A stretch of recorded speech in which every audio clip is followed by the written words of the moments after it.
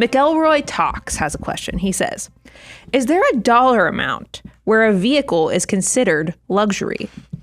With regular car prices now being so ludicrous, is there a price point at which 23.8 is not applicable and you should just use cash? And I think you should do a brief outline of what the 23.8 car rule is and how luxury cars fit into that.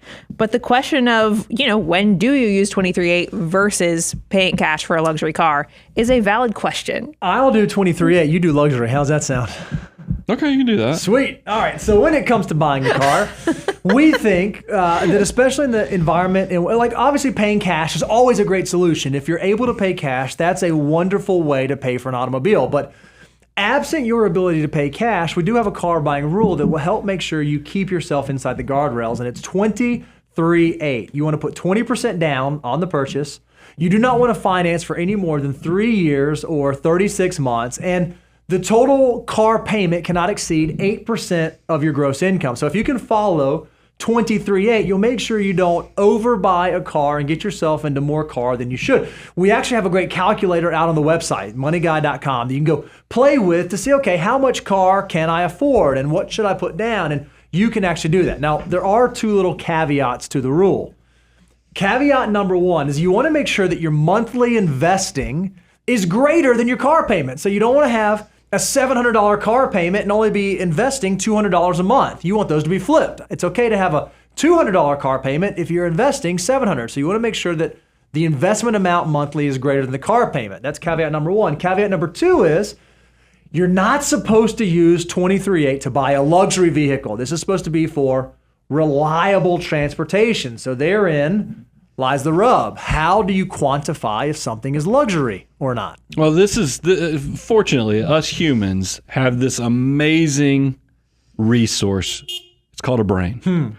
And I think a lot of systems, I don't love that they are absolutes in how they give you guidance, because they treat you like you're a baby or an infant in a lot of the processes. And I treat you like you're a human. And I'm hoping I'm turning you into a financial mutant human to understand that these rules were designed so that you can get the Corollas, the Camrys, the Civics, the Accords, so you can really fire up your wealth building engine, which is your job, that's going to allow you to save and invest for the future. So when you're making the decisions, and look, there's all kind of gray zones, just like there is in everything else we deal with. We could get into, is Tesla, especially like a Model 3, a Model Y, those probably aren't luxury. But if you're buying the S, if you're buying the Cybertruck, if you're buying the X, yeah, those things are luxury. It's the same thing. We could go through each brand. Toyota. If you're doing the Land Cruiser, that is luxury. If and by the way, if you go buy the Suburban instead of the Yukon, that's not necessarily getting you out of the luxury just because it's the Chevrolet version versus the GMC version. There's all kind of mental games we can play with ourselves. The big thing I need you to keep front and center is, what is money doing for you? What are your army of dollar bills doing for you? If you feel like you are using 23.8 to cut the corner off to get into that luxury vehicle that you think is going to impress your neighbors and friends, you are doing it wrong. Now, if you're at step 8 of the financial order of operations, maybe it's okay that you're buying the Yukon or the Suburban or the Land Cruiser or even the Tesla. But if you find yourself that that you might be a little aggressive on this, and you're not really getting the best deal that gets you in the safest, most reliable car, and I just want to make sure you're not driving your retirement, because that's what I see most Americans doing. Is when you see car payments $700 to $1,000 a month, and you find out that they're only saving $150 a month because they get a match off of it with their employer, you're doing it wrong. Don't fall into that trap. But I'm going to give you the understanding and treat you like an adult that, yes, you if you've got to buy a minivan, you go look at a Honda Odyssey. Now, maybe instead of doing the touring edition, you're getting just the leather model seat ones. Yeah. So because the kids are going to rub goldfish and crumbs all in there, so you might as well get them some leather on there. They will. But you don't have to go do the touring model. I'm going to give you the grace to say that probably does work for 23.8, even though the prices are absolutely ridiculous. I'm going to give you that grace is because it's reliable transportation to meet you where you need it to in your life.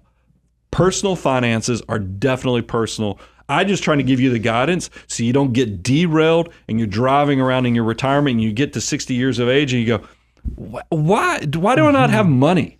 And it's because of all those small incremental decisions that you just didn't let the little decisions turn into your great, big, beautiful tomorrow. So I'm going to give you some grace on this and treat you like an adult. And you need to be honest with yourself, because if you're not developing these skills, because that's part of what the financial order of operations is also to do, teach you how money works to be better with it so you actually have the skill set to make good critical decision-making decisions and not just have to, every time you do something financially, you go, oh my gosh, what did Brian and Bo say? Oh no, I can't do this because I didn't develop the skill. I want you to have legs and walk like an adult. That was a more well-rounded answer than I was expecting. Oh, yeah, that was great. Oh, that was very good. I'm trying to train you to, teach a man to fish. We want you to have legs and fish. I like it. No, but there's skills here. So there's I'm really trying to to teach get you to back have skills.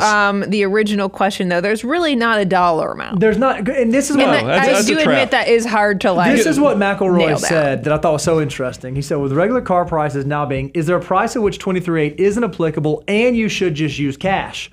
I'm going to say if you're at the position where you could use cash to pay for an automobile. Cash is always king. And now you're saying, oh, well, maybe I could do a different car and do 23.8. Right. You're like self-assessed spidey sense ought to go off. I could pay cash for this one, or I could 23.8 this one. I would immediately say, am I trying to stretch? Am I trying to go outside of what I should really be doing for where I am and what I really need at this stage? That was a good clarification. You should hate car buying. Yeah. I don't like car buying. No, me either. Because it's a necessity to get you to your job and stuff. I'm not a car guy, though. Okay. I say that, but I drive. Okay. I quit. Right, right. I'm not a car guy. Model X. That's not true.